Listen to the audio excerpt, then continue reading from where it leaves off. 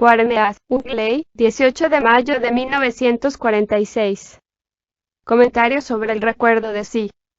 En este trabajo, nos enseñan que no somos conscientes ni nos recordamos a nosotros mismos.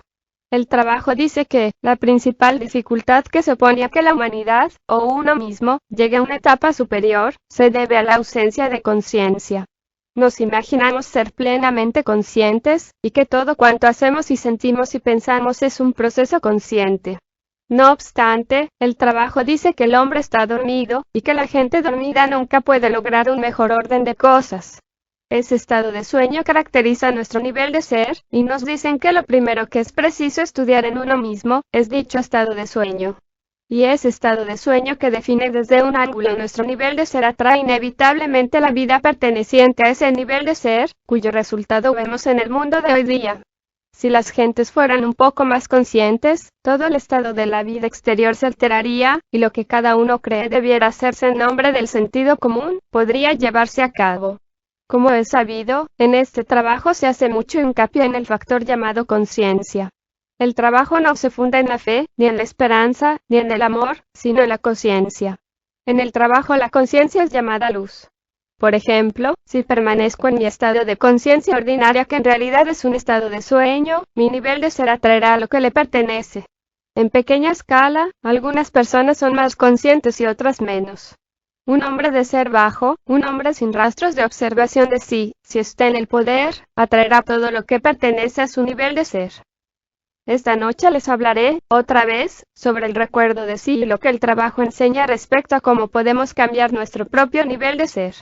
Como saben ustedes, este trabajo nos enseña a llegar a ser más conscientes de nosotros mismos, y esto empieza con cierta forma de observación de sí. Nos dice que es preciso observarse a sí mismo según ciertas líneas muy definidas y que todos deberían conocer. Ahora bien, el recuerdo de sí es un acto que puede ser dirigido hacia lo que se quiera. Por ejemplo, una persona suele recordar su propia desdicha y mantenerla en primer plano. El trabajo lo denomina recuerdo de sí negativo. Este no es en rigor un acto consciente, como debe llegar a serlo eventualmente el recuerdo de sí, sino que es un recuerdo de sí mecánico. Consideren, por ejemplo, sus diferentes formas de cargos internos que han hecho en el pasado, esto es, lo que cree que las otras personas le deben, todos los incidentes en los cuales siente que no se le ofreció una buena oportunidad. Mantener todo esto en primer plano, es un exacto ejemplo de recuerdo de sí negativo. ¿Qué sí está recordado en tal caso, o qué sí es? Está recordando sí es o yo's negativos. Esto es, en realidad no se recuerda a sí mismo en el sentido trabajo, sino que recuerda muy fácilmente ciertos síes en usted y esos síes están en los lados negativos de los centros. Las gentes sienten que no son buenas. Este es un recuerdo de sí negativo, y no lleva a ningún lado. El verdadero recuerdo de sí radica en recordar algo que no se es, si me permiten esta paradoja. Todo recuerdo de sí verdadero, empieza con algo que tiene que ver con el trabajo. Por ejemplo, se dice que cuando una persona se recuerda a sí misma, es preciso que recuerde, al mismo tiempo, su propósito. El propósito debe estar siempre conectado con algo que se refiere a las ideas del trabajo, y para hacerse tal propósito, debe tener ya una considerable experiencia de la observación de sí, desde los diferentes ángulos del trabajo.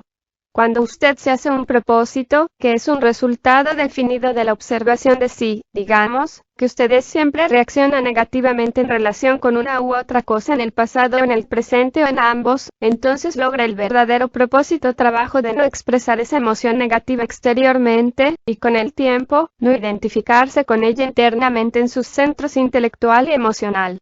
Esto forma en dicha persona lo que es llamado el mayordomo delegado, es decir, coloca algunos yoes que ya comprenden de qué trata el trabajo a cargo de sí mismo, de tal modo que aunque se olvide constantemente así, caiga en el sueño, recuerde que algo no anda bien en su estado interior.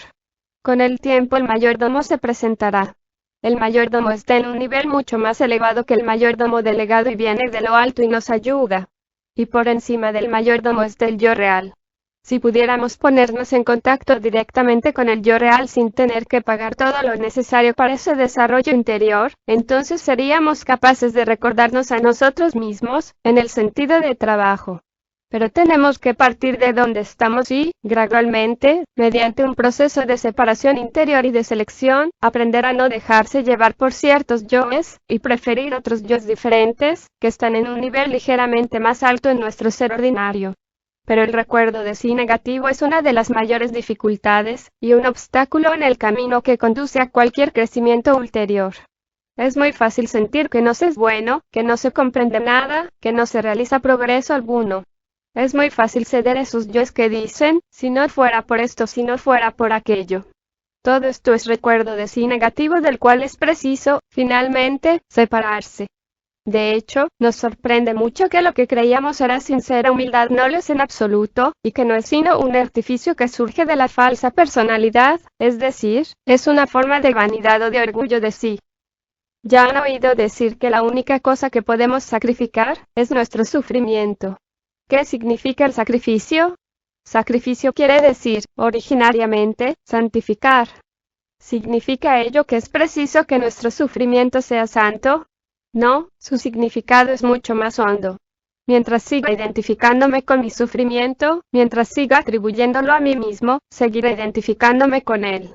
Ahora bien, santificar significaba originariamente que se había renunciado a toda conexión personal. Pertenecía entonces a Dios. Si prefieren pueden sustituir la palabra santo por la palabra consciente. No se llega a ser consciente de una cosa en uno mismo, mientras esté identificado con ella. Tener realmente conciencia de una cosa en uno mismo, es no estar más identificado con ella, no ser más ella. Si tengo conciencia de las formas mecánicas de mi sufrimiento y de mis cargos internos y de mis estados negativos, ya no son más yo. Me desprendo de ellos, los dejo partir, por así decirlo, ya no me siento a mí mismo por medio de ellos. De resultas de ello el sentimiento de mí mismo se transformará. Este acto permite obrar a la transformación y todo lo que es verdadero, en su sufrimiento, lo encontrará en un nivel superior completamente transformado en otra cosa, pero mientras permanezca atado a su sufrimiento y se sienta realmente a sí mismo a través de su sufrimiento, de hecho, sienta su propia importancia de este modo, no puede esperar transformación alguna.